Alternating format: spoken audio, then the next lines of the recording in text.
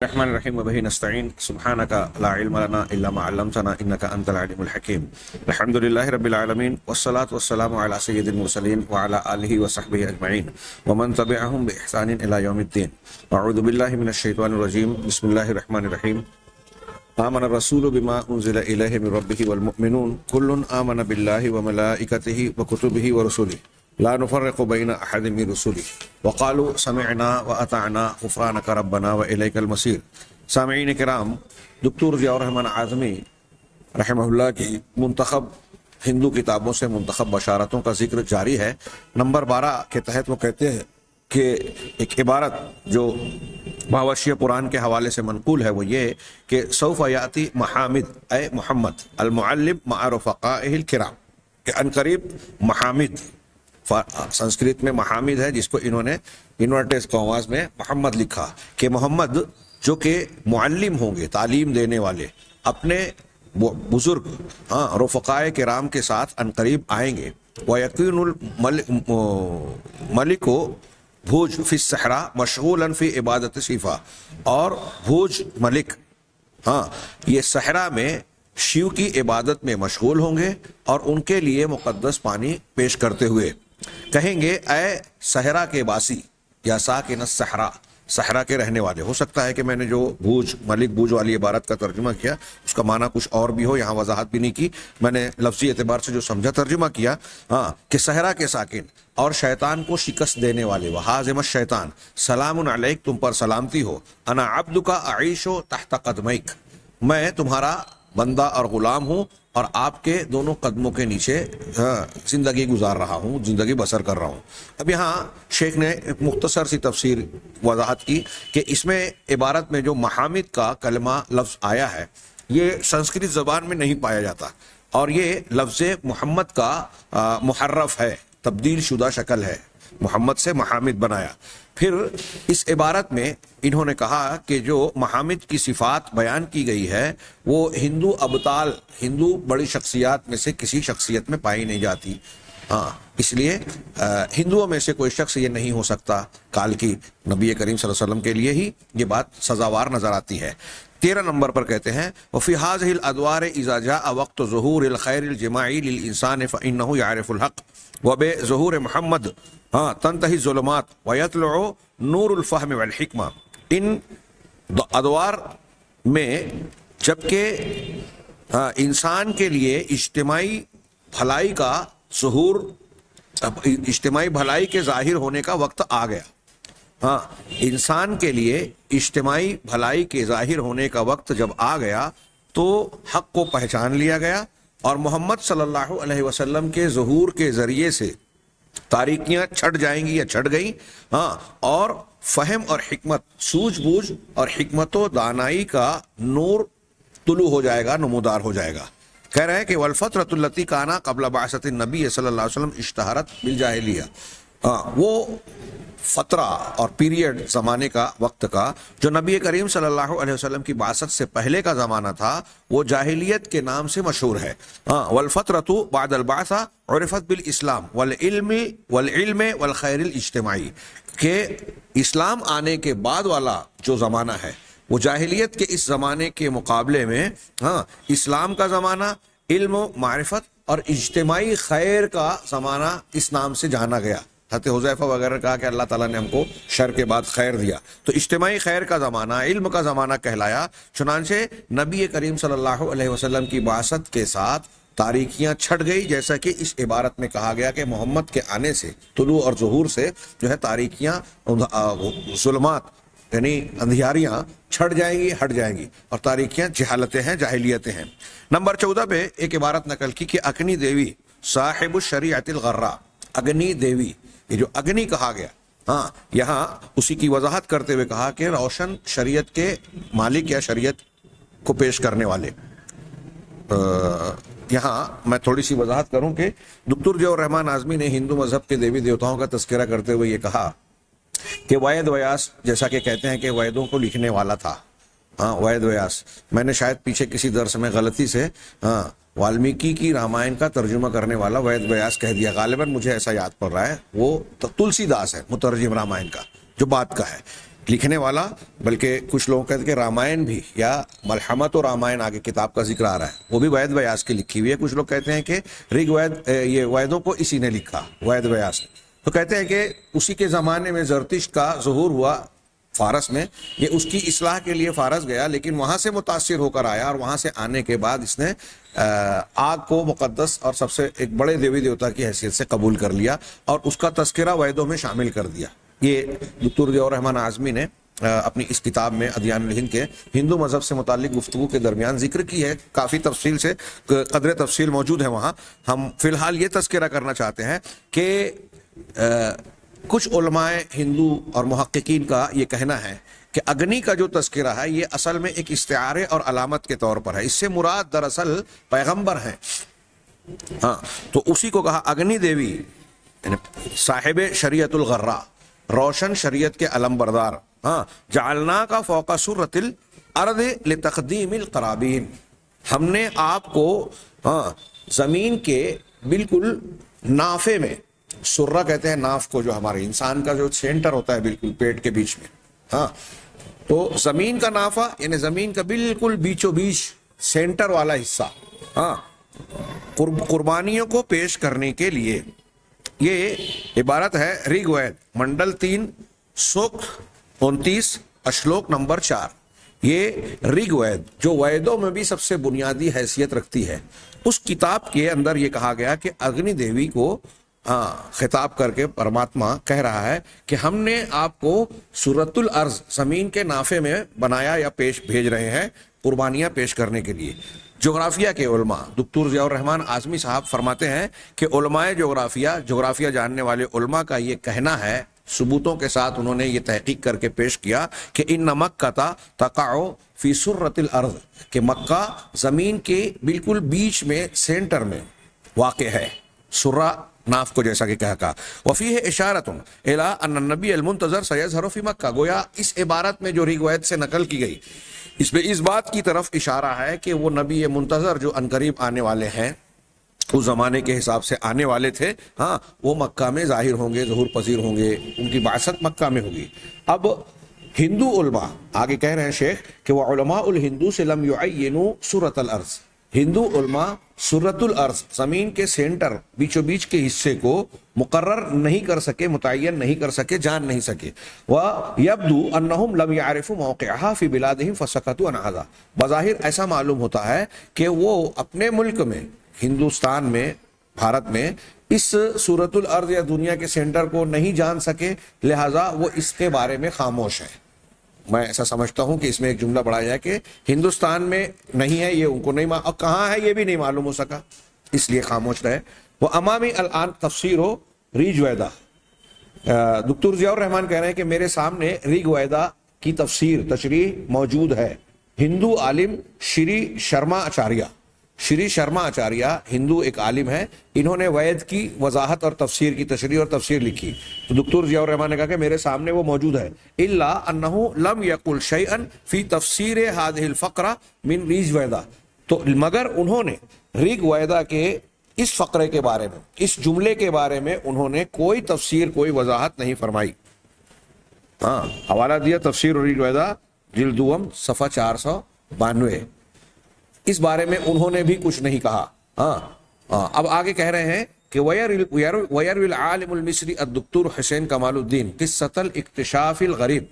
کہا کہ مصری عالم ڈاکٹر حسین کمال الدین نے ایک عجیب و غریب انکشاف اور تحقیق کا قصہ بیان کیا. چنانچہ وہ کہتے ہیں کہ انہ بدأ البحث، کہ انہوں نے جستجو، تلاش، تحقیق شروع کی. وکان ہدفہ مختلفا تماما، اور ان کا مقصد جو حاصل ہوا اس سے بالکل جدا اور الگ تھا، ان کا مقصد کچھ اور تھا. حیث کان یجری بحثا لیعد وسیلۃ تساعد کل شخص فی ای مکان من العالم علی معرفت و تحدید مکان القبلہ. اس کو میں اپنے الفاظ میں کہوں کہ ان کی جو کوشش تھی زمین کے مختلف حصوں کی پیمائش کے ذریعے سے جو بحث شروع کی انہوں نے، کہ دنیا میں کوئی بھی انسان کسی بھی جگہ پر ہو وہ آسانی سے قبلے کی تحدید اور اس کا رخ کر سکے. کیونکہ انہوں نے مصر کے باہر جو مختلف انہوں نے سفر کیے، ان سفروں کے دوران انہیں اس بات کے لیے بڑا حرج اور تکلیف محسوس ہوئی کہ یہ بہت ہر مسلمان کے لیے مشکل کام ہے کہ کچھ علاقوں میں جب سفر کر کے وہ جاتا ہے اور اس کے لیے نماز پڑھنا ہوتا ہے تو قبلہ کس جانب ہے یہ جاننا اس کے لیے دقت والی اور دشواری والی بات ہوتی ہے، مشکل ہوتا ہے۔ چنانچہ ایک مرتبہ خاص طور سے ایسے مقام پر جہاں مساجد نہ ہو تو قبلے کی تعین اس کے لیے بڑی دقت والی ہو جاتی ہے۔ او یکون فی بلاد غربیہ، یا پھر مغربی ممالک میں ہو تب بھی اس کے لیے دشوار ہوتا ہے، جیسا کہ مختلف سفروں کے درمیان سینکڑوں بلکہ ہزاروں طلبہ اور مسلمان تاجروں کو یہ معاملہ درپیش ہوتا رہتا ہے۔ اسی لیے کہا ڈاکٹر حسین کمال الدین نے ایک ایسے جدید کرۂ ارض کے ایسے نقشے کی گویا بنانے کی کوشش کی انہوں نے کہ میں کچھ ایسا نقشہ بنا دوں جس کے ذریعے سے قبلے کی رخ دنیا کے کسی بھی خطے اور حصے سے آسانی سے معلوم کیے جا سکے۔ وبعد ان وضع الخطوط الاولى، تو کہہ رہے ہیں کہ بعد اس کے کہ انہوں نے وضع دکتور کمال الدین نے ابتدائی خطوط متعین کر لیے اپنے تمہیدی بحث میں، اس نقشے کے تیار کرنے کی ابتدائی اور تمہیدی بحث میں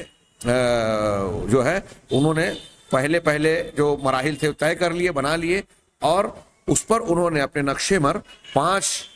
بر اعظموں کا نقشہ کھینچ دیا، خطوط بنا دیے۔ تو اچانک ان کے لیے ایک ایسی بات ان کے سامنے آئی جس سے وہ حیرت میں پڑ گئے، انتہائی حیرتوں میں ڈوب گئے۔ وہ نقشہ بنا رہے تھے قبلے کی تعین کے لیے، لیکن اس نقشہ بنانے میں جب 5 بر اعظموں کو انہوں نے جوڑا، خشکی کے حصوں کو ملایا اور پھر ملا کر اس نقشے کی ترتیب کے لیے ابتدائی مرحلے سے ہی گزر رہے تھے کہ اچانک انہیں ایک بات سامنے آئی ان کے اس نقشے کے بنانے کے بعد، جس سے وہ خود حیرتوں کے سمندر میں ڈوب گئے۔ وہ کہتے ہیں فقد وجد العالم المصری ان موقع مکۃ المکرمہ فی وسط العالم، تو اس مصری عالم نے یہ بات پائی اس نقشے کی روشنی میں کہ مکۃ المکرمہ پوری دنیا کا بالکل بیچوں بیچ میں، بالکل درمیان میں، جیسے ایک دائرے کا جو مرکز ہوتا ہے، ہندسے کی زبان میں کہتے ہیں مرکز، اس کو پرکار کو رکھ کے ایک حصے کو رکھ کر دوسرا حصہ جو گھمایا جاتا ہے تو بیچ کے حصے کو مرکز کہتے ہیں۔ تو اس طریقے سے خشکی کے علاقے جتنے دنیا میں پائے جاتے ہیں، مکۃ المکرمہ اس کا بالکل سینٹر، مرکز اور بیچوں بیچ واقع ہونے والا خطہ ہے، زمین کا حصہ ہے۔ وَأَمْسَكَ بِيَدِهِ بَرْجَلًا وَضَعَ طَرَفَهُ عَلَمًا، اور انہوں نے اپنے ہاتھ میں ایک برجل، یعنی فٹرول کہہ لیجئے یا سیدھی کوئی چیز ہو ہندسے کا سامان، انہوں نے اپنا ایک آلہ رکھا، اس کا ایک کنارہ مدینہ اور مکہ پر رکھا، وَمَرَّ بِالطَّرَفِ الْآخَرِ عَلَىٰ أَطْرَافِ جَمِيعِ الْقَارَّاتِ، اور دوسرے حصے کو پرکار جیسا کوئی چیز ہوگی کہ پورے جتنے بھی بر اعظم ہیں ان کو دوسرے حصے کو اس کو گھمایا۔ میرے خیال سے یہ پرکار ہی مراد ہے، برجلن مطلب پرکار۔ ایک پرکار کے ایک سرے کو انہوں نے جو ہے مرکز اور سینٹر پر رکھا اور دوسرے کو پورے 5 خطوں پر گھمایا، اب خطے کہہ رہا ہوں بر اعظموں پر۔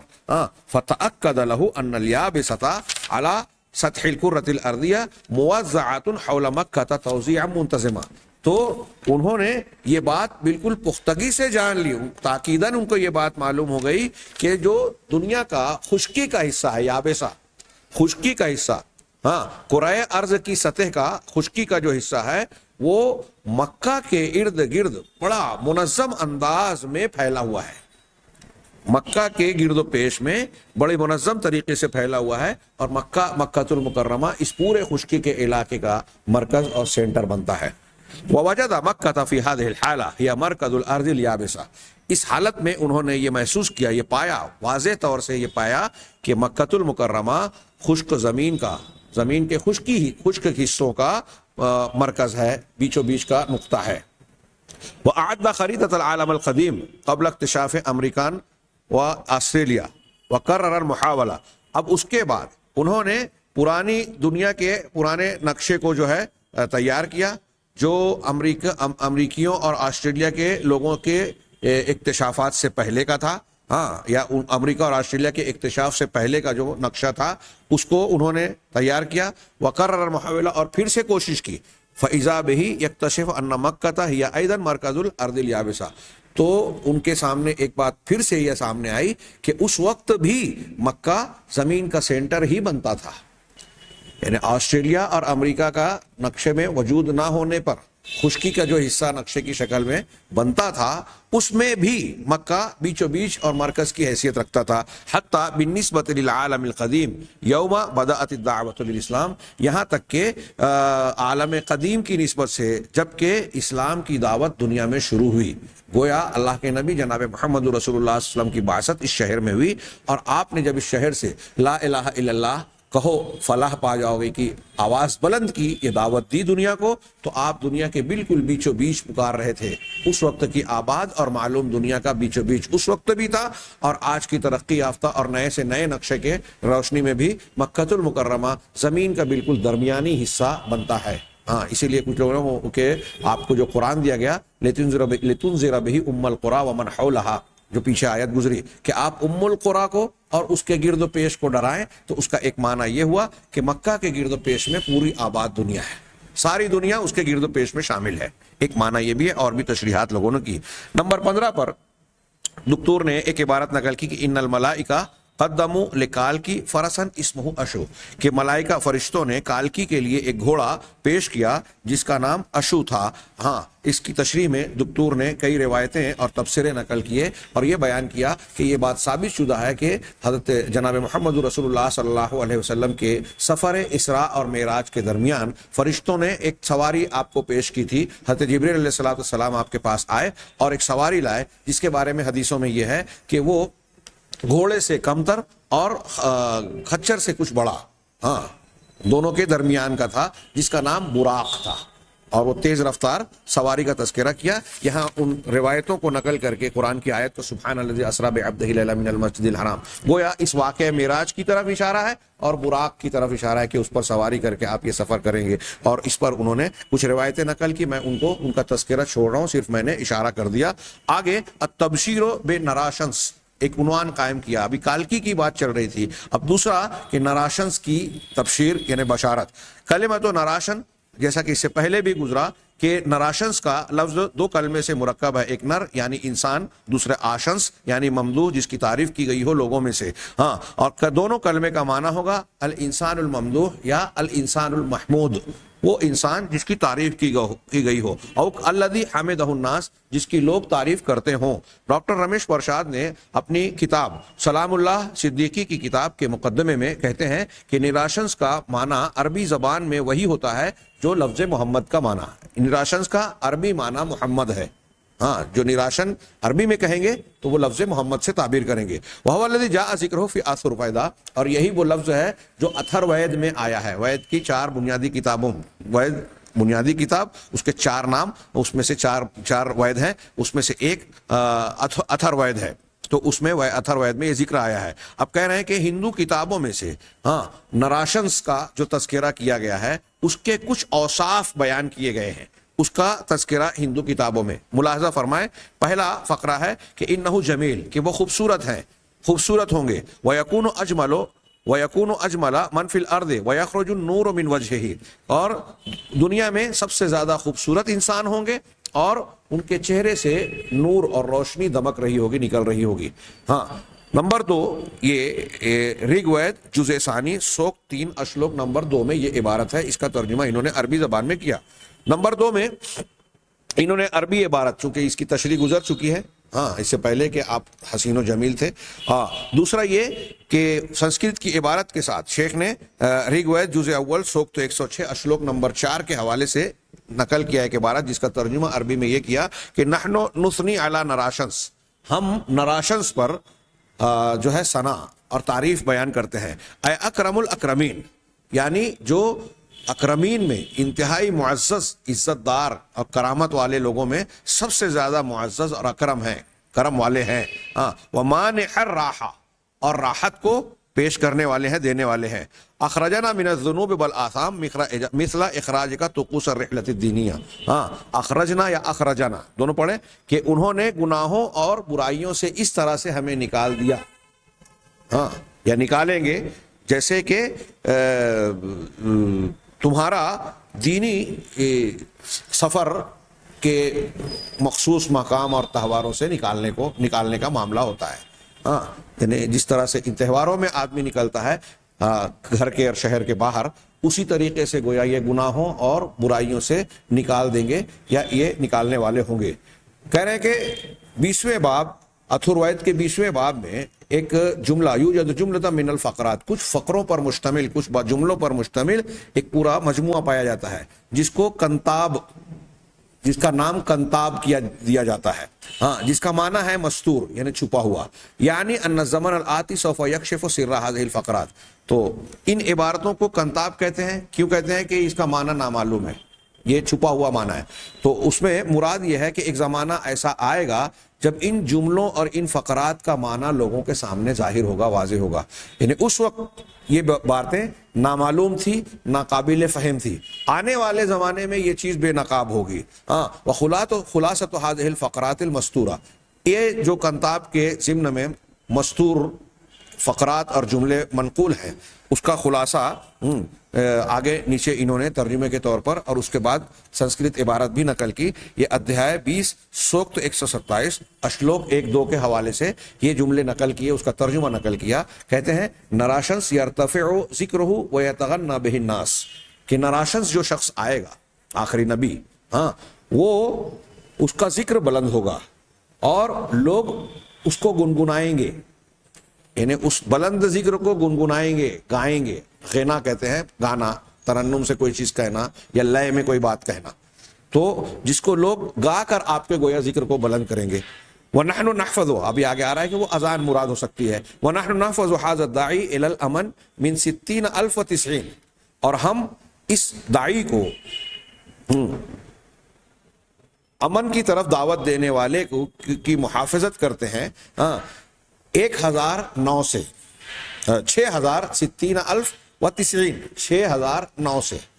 آگے انہوں نے ذکر کیا، ایسا معلوم ہوتا ہے کہ اس وقت مکہ کے لوگوں کی یہ تعداد، باشندوں یا آبادی مکہ اور اطراف مکہ کے لوگوں کی آبادی کا شاید ذکر ہو۔ مرکبہ الابل، ان کی سواری اونٹ ہوگی، وَلَهُ 12 زوجہ، ان کی 12 بیویاں ہوں گی۔ انہو منح ما محل کاہن 100 دینار، انہوں نے مامحل کاہن، مامحا یعنی عظیم مقام رکھنے والی شخصیت کے بارے میں کہا گیا، آگے اس کی وضاحت آ رہی ہے، مختصر سے ترجمہ، ان کو 100 دینار دیں گے۔ منحا، معاف کیجئے گا، یہاں منحا کے بجائے صحیح منحا ہے، منحا ان کو دیا گیا ہوگا، مامحل کاہن، یعنی مامحل کاہن کو دیا جائے گا 100 دینار، 10 عقود، عقود یعنی گلدستے یا خوشے کو کہتے ہیں، 10 خوشے دیے جائیں گے۔ 300 فرس، 300 گھوڑے دیے جائیں گے۔ و10 آلاف بقرہ، اور 10,000 گائیں دی جائیں گی۔ انہو یتکلم کما یتکلم الطیر علی الاشجار المثمرہ، وہ اس طرح بولیں گے، ان کی بولی ایسی ہوگی جیسے پھلدار درخت پر پرندے بولتے ہیں، ان کی بولیاں اور چہچہاہٹ ہوتی ہے، یعنی وہ پرکشش اور خوشکن ہوگی۔ وَيَسْرَعُ فِي الْكَلَامِ وَيَتَحَرَّكُ شَفَتَاهُ مِثْلَ حَادَّةِ الْمِقَسِ، کہہ رہے ہیں کہ وہ تیزی سے کلام کریں گے، اور اپنے ہونٹوں کو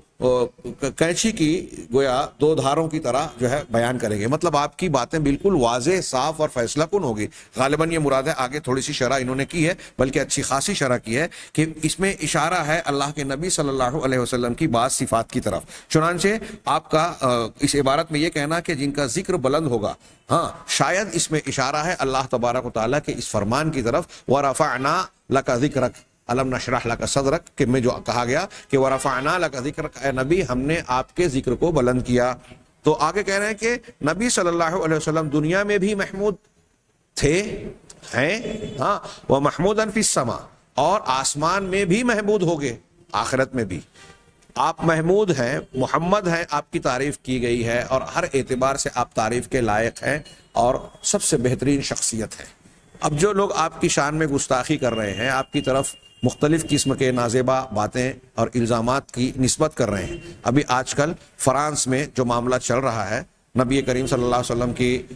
شان میں گستاخی کرنے والے خاکوں، جن کو انگلش میں کارٹون کہتے ہیں، جو ڈنمارک میں بنائے گئے تھے، اس کی تائید کی گئی، اور پھر اس کی ایک ٹیچر نے طلبہ کے سامنے تائید کر کے جو پیشکش کی، اس کا قتل ہوا۔ اس کے حمایت میں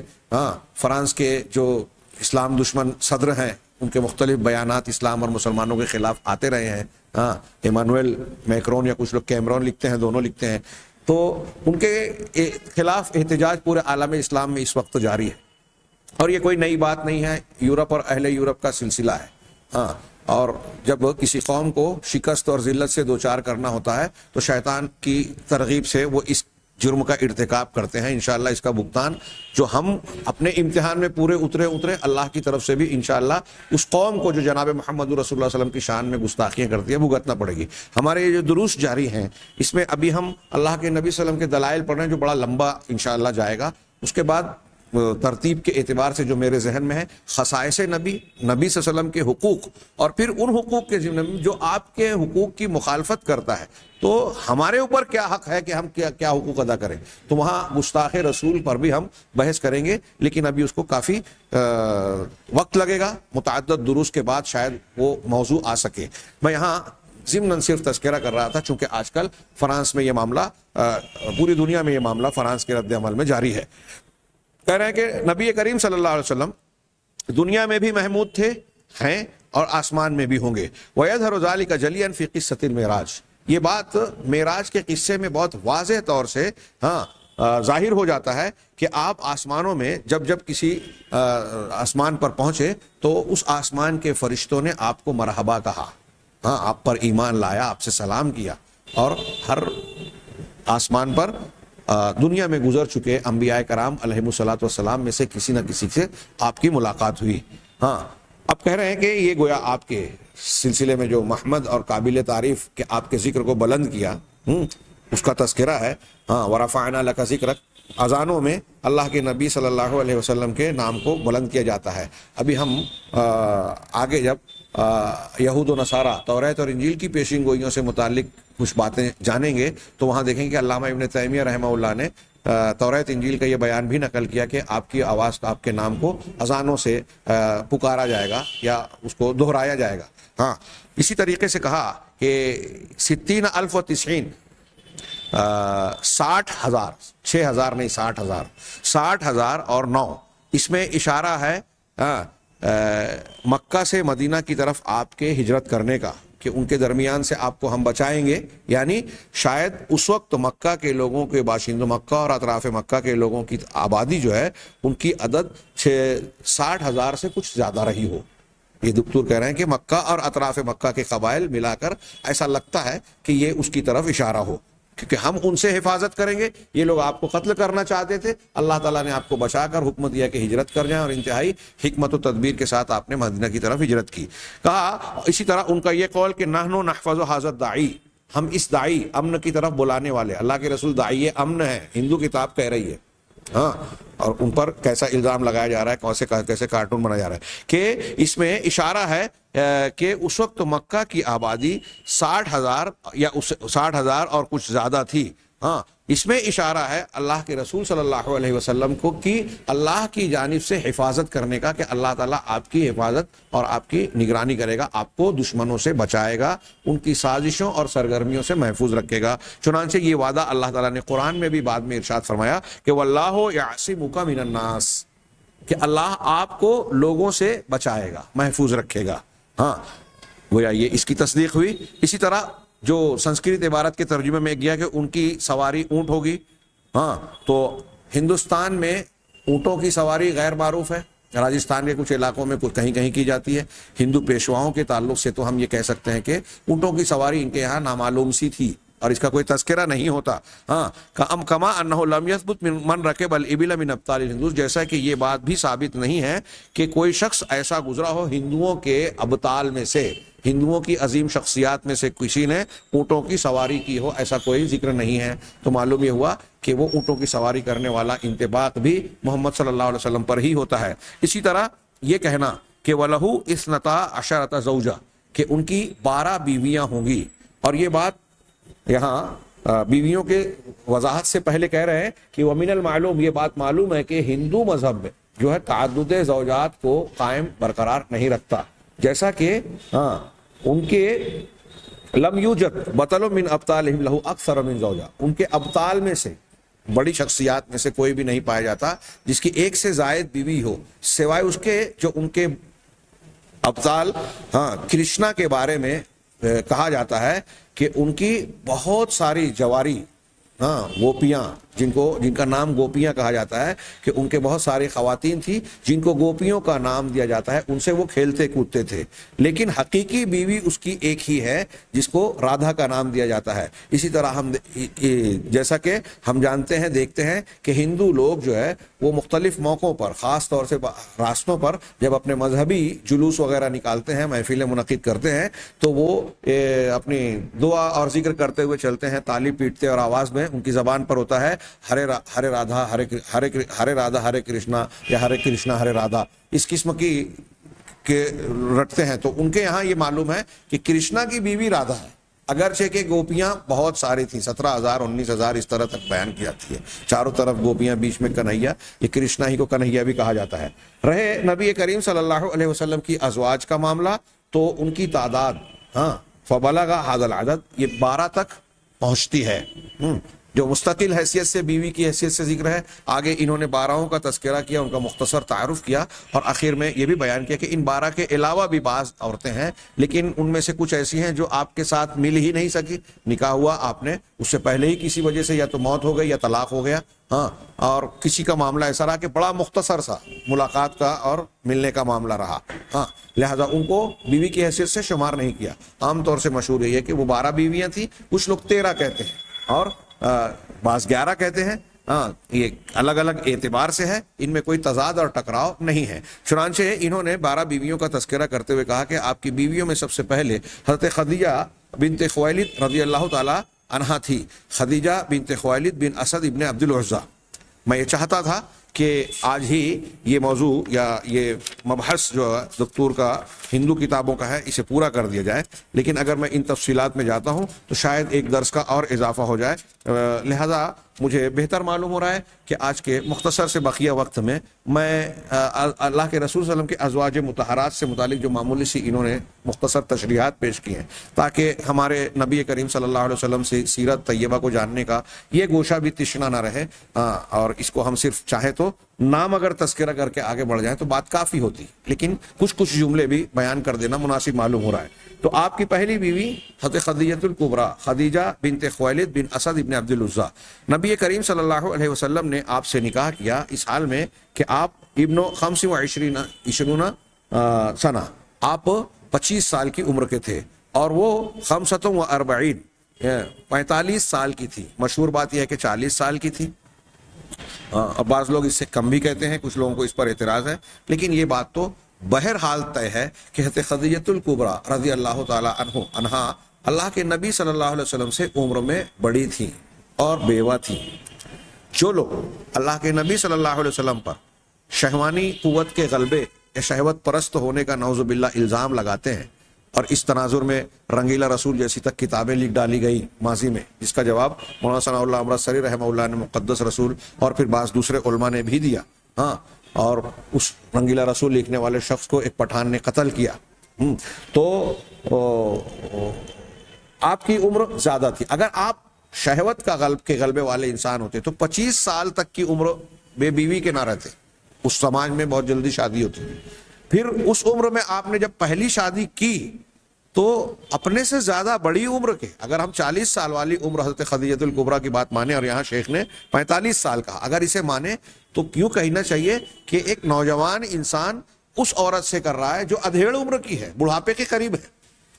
کیا کوئی شہوت پرست انسان اس طرح کی ترجیح کرے گا، قبول کرے گا؟ آج ہمارے سماج اور معاشرے میں اگر کسی لڑکے کے رشتے کی بات ہوتی ہے تو بہت سارے رشتے اسی مرحلے پر رد ہو جاتے ہیں کہ لڑکی کی عمر لڑکے کی عمر سے 1 سال زیادہ ہے،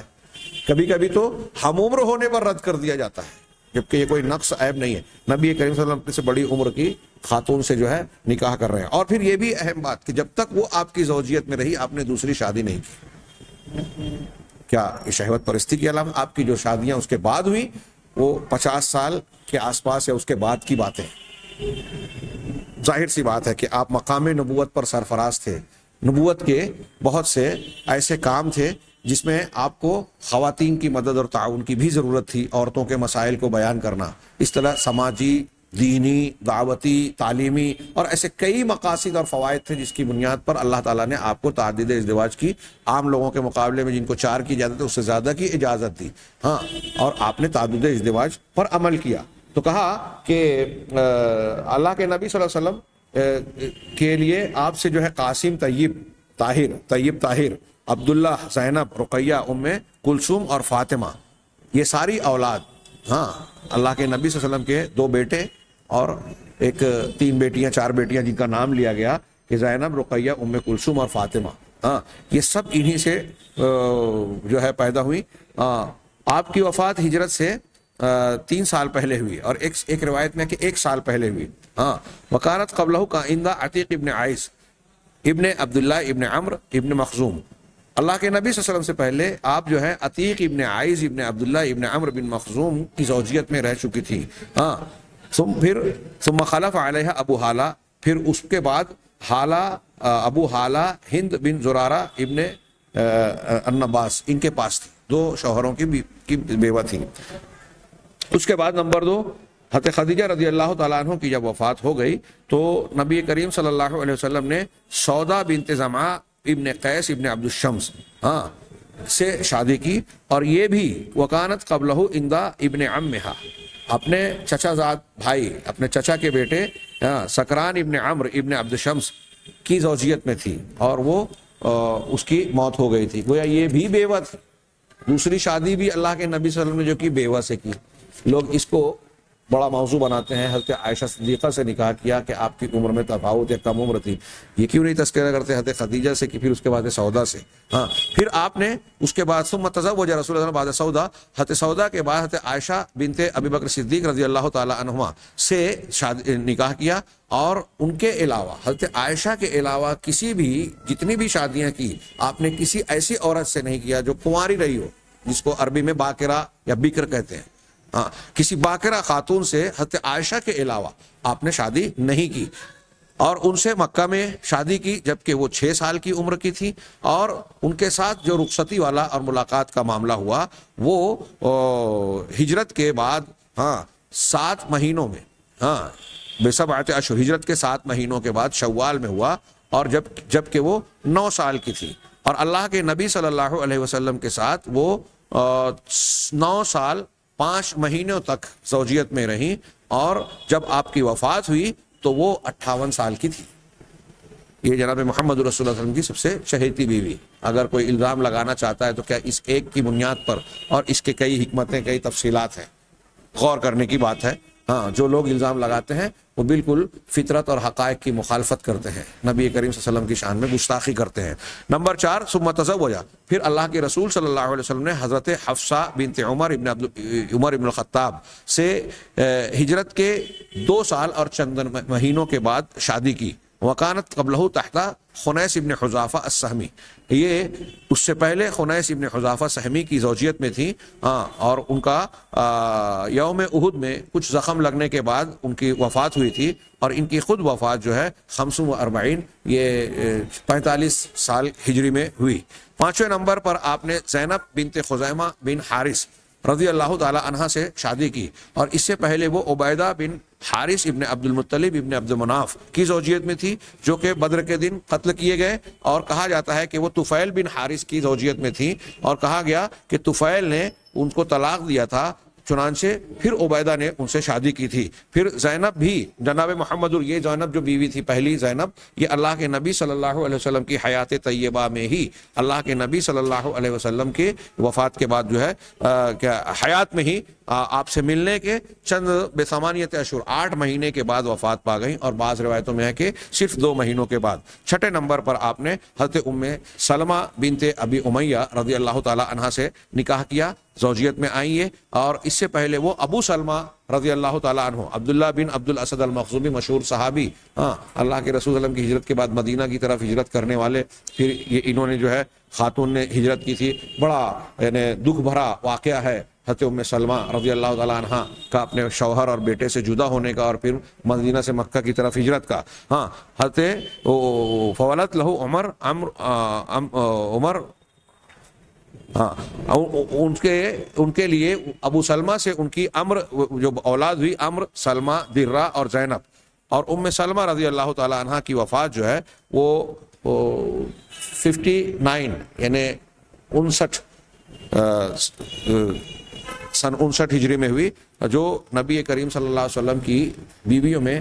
وفات پانے والی سب سے آخری زوجہ مطہرہ تھی۔ یہ 6 بیویوں کا میں نے ذکر کیا، 6 بیویوں کا باقی ہے، اور بعض ان کا تذکرہ جو اللہ کے رسول صلی اللہ علیہ وسلم سے نسبت ہوئی اور آپ کی زوجیت میں آئیں یا آپ کے ساتھ نہیں رہ سکی، انشاءاللہ اگلے درس میں ہم اس بحث کو تکمیل تک پہنچائیں گے، اور باقیہ مبحث بھی جو اس ہندو مذہب کی کتابوں سے متعلق ہے اسے بھی پورا کرنے کی کوشش کریں گے۔ اللہ تبارک و تعالی ہمیں خیر کی توفیق دے۔ وآخر دعوانا ان الحمد للہ رب العالمین۔